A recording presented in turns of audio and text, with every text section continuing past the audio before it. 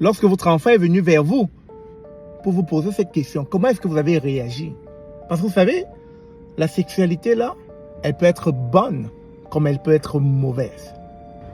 Bonjour, bonsoir. Bienvenue sur la chaîne de l'immigration et de l'entrepreneuriat. Aujourd'hui, je ne sais pas si j'ai la légitimité de parler de ce sujet, mais j'ai besoin de vos avis. Il s'agit de la sexualité. Vous avez bien compris, on parle aujourd'hui de la sexualité. La question que j'aimerais vous poser, vous êtes parents. Et ça, j'aimerais que certains Québécois me donnent leur avis. En tant que parents immigrants, nous sommes appelés à éduquer nos enfants, mais très souvent, il arrive que c'est un sujet tabou. On a du mal à en parler. Et très souvent, nos enfants se font éduquer par les réseaux sociaux ou encore dans leurs écoles.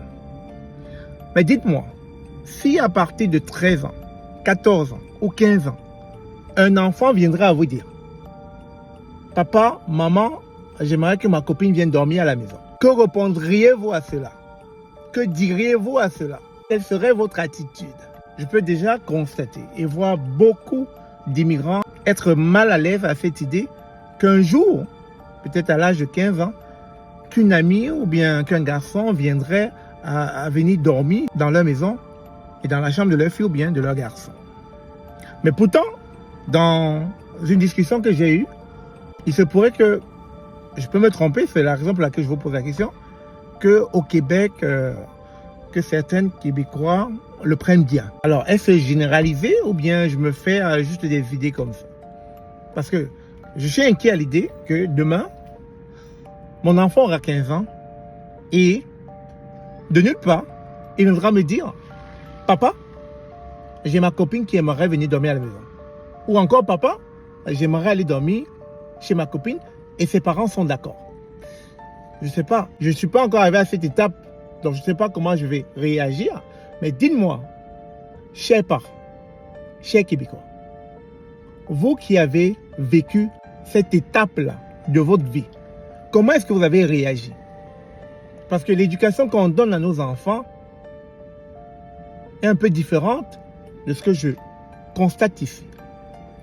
Parce que c'est souvent des sujets assez tabous et on dit, tant que tu n'es pas majeur là, et tant que tu vis sous mon toit, il y a des choses que tu devrais éviter.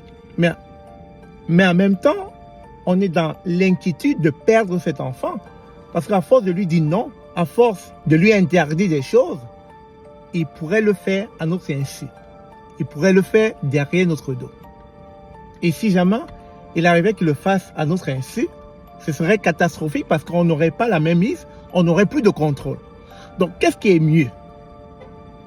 Tout interdire à nos enfants ou céder à leurs caprices, céder à leurs besoins?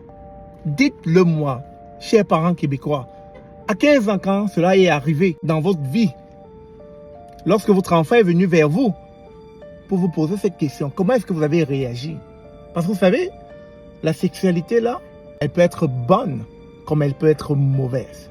Parce qu'on ne veut pas demain que notre fille se retrouve enceinte d'un inconnu, tout simplement parce qu'elle nous a caché qu'elle avait un petit ami.